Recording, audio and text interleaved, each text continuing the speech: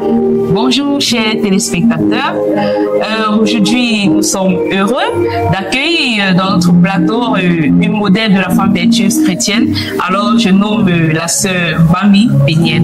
Alors Péniel, bonjour. Bonjour Papli. Je vais super bien par la grâce de Dieu, merci. Ok. Bon, nous t'avons contacté aujourd'hui sur notre plateau parce que tu es l'un des modèles de la femme vertueuse dans notre société actuelle. Alors, nous voulons juste que vous nous présentez votre expérience, comment est-ce que vous êtes en arrivé là, et de ce fait, je ne sais pas, est-ce que dans la Bible, il y a des modèles en tant que femme chrétienne et vertueuse qui vous inspirent en tant qu'enfant de Dieu?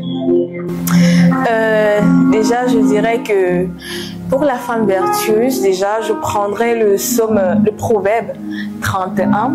Ça a été pour moi un passage assez challengeant qui me disait ou qui me démontrait à quel point la femme vertueuse, elle est précieuse. Et bon, le Proverbe 31, j'aime beaucoup ce passage parce que ça nous dit à quel point ou à quoi doit ressembler une femme vertueuse. La femme vertueuse n'est pas seulement celle-là qui est douce, celle-là qui est calme ou celle-là qui est respectueuse, mais la femme vertueuse, c'est aussi celle-là qui est sage, celle-là qui est patiente, celle-là qui est remplie de bonté et d'amour. Les personnages bibliques qui m'ont marqué en tant que femme vertueuse, j'ai pris pour exemple Esther, Ruth, Déborah et Marie. Esther déjà pour son dévouement, et nous pouvons voir au travers d'elle combien est-ce que la décision peut changer toute une nation. Ou encore Ruth pour sa loyauté, son obéissance envers le Seigneur.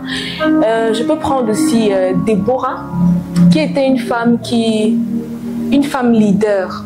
Mais malgré le fait qu'elle était leader, elle était calme, elle était douce, elle était compréhensible. Et Marie aussi. C'est vrai que nous savons qu'on son mari comme une femme, la mère de Jésus et tout.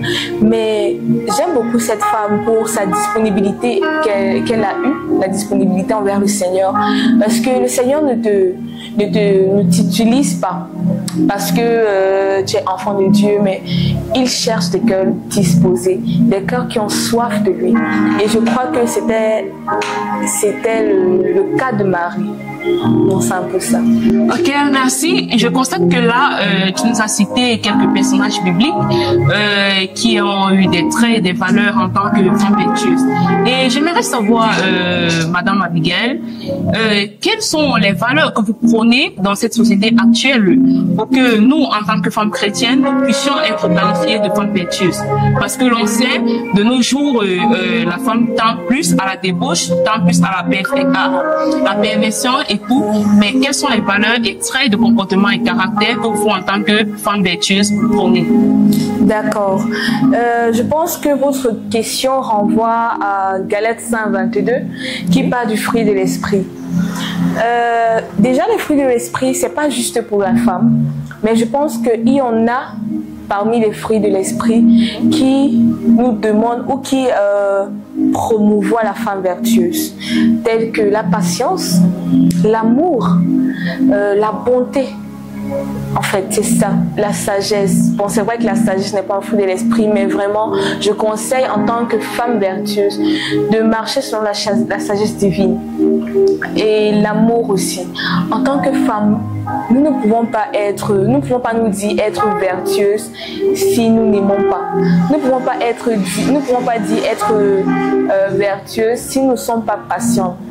Et j'avoue que la patience a été vraiment un challenge pour moi. Être mise à l'épreuve ou tentée, mais l'Esprit de Dieu qui est là, il te demande d'être patiente. C'est difficile. Mais je pense que par la grâce de Dieu, tout est possible. Ok, Déjà, quand j'essaye de parcourir le Proverbe 31, je constate que dans ce passage de la Bible, l'on a plus trait à parler de la femme qui est dans un foyer et tout. Est-ce que la femme vertueuse se limite juste à celle-là qui est mariée ou bien c'est plus élargi à la célibataire, même celle qui vit en famille? D'accord. Moi déjà, je suis pas mariée, j'ai pas d'enfant. Je pense que la femme vertueuse n'est pas seulement celle-là qui est mariée. Tu n'es pas vertueuse quand tu es mariée, tu n'es pas vertueuse quand tu as des responsabilités familiales ou quoi que ce soit. Mais la femme vertueuse est aussi celle-là qui promouvoit la paix autour d'elle. La femme célibataire peut promouvoir la paix dans son lieu de service, dans sa famille, ses frères et sœurs, ses parents. La femme vertueuse, c'est celle-là qui incarne je ne sais pas comment je vais appeler ça. C'est là qui incarne la paix. C'est là qui incarne l'amour. Et l'amour, la paix, la patience ne se démontre pas juste dans le mariage, mais se démontre même envers tes frères et sœurs en Christ. Même pas seulement en Christ, mais même tes amis, tes collègues et tout ce qui va avec. Donc la femme vertueuse n'est pas seulement celle qui est mariée, mais aussi c'est la célibataire, l'adolescente même. Une femme, tant que vous êtes une femme, vous devez, surtout en tant qu'enfant de Dieu, d'être vertueuse. Ok. Bon, d'aucuns se posent souvent la question de savoir si la femme vertueuse se limite juste au niveau des valeurs ou bien du comportement intérieur. Est-ce que la femme vertueuse également se situe au niveau de l'extérieur? C'est-à-dire, je parle même au niveau de son vestimentaire et tout. Est-ce qu'au niveau du vestimentaire, on peut qualifier une femme de femme vertueuse? D'accord. Je reprendrai à ces questions en prenant un exemple. On ne va pas te considérer comme une femme responsable si quand tu sors, ton corps est exposé, ta poitrine, tes cuisses et tout ce qui va avec. La femme, elle est précieuse. La femme, elle doit être gardée. Elle est plus qu'un bijou. Pour moi, en fait, la femme vertueuse, tu es vertueuse, tu ne peux pas t'exposer. On se préserve, pas seulement parce que nous sommes chrétiens, mais nous sommes comme la couronne de notre mari. Nous sommes une couronne pour notre mari. Et je pense que les couronnes et les médailles se préservent. Oui, effectivement. On expose une médaille quand il faut donner. Oui. Je ne sais pas si vous comprenez. Donner à la personne. Voilà. Qui mérite. La médaille, ça se garde. Une couronne, ça se garde. Telle est une femme vertueuse. Elle se garde, elle se préserve pour son mari. Ok, merci Madame Péniel. Maintenant, quel mot pouvez-vous adresser à tous ceux-là qui vont regarder cette émission, à savoir même celles qui ne sont pas chrétiennes, déjà par votre témoignage, est-ce que vous pouvez avoir un témoignage qui parle de vous-même concernant la femme vertueuse? Comment est-ce que vous êtes considérée aux yeux de la société, même en famille, comme étant une femme vertueuse? Et quel mot pouvez-vous dire à celles-là qui ne sont pas vertueuses et qui sont au dehors? Déjà, je dirais que je commencerai par dire que le meilleur moyen de devenir une femme vertueuse, c'est l'attachement à Dieu. L'attachement à Dieu, pourquoi? Parce que je pense que sans Dieu, nous ne pouvons rien. Ce n'est ni par notre propre force, ni par notre esprit ou par nos propres moyens, mais c'est par la puissance de Jésus.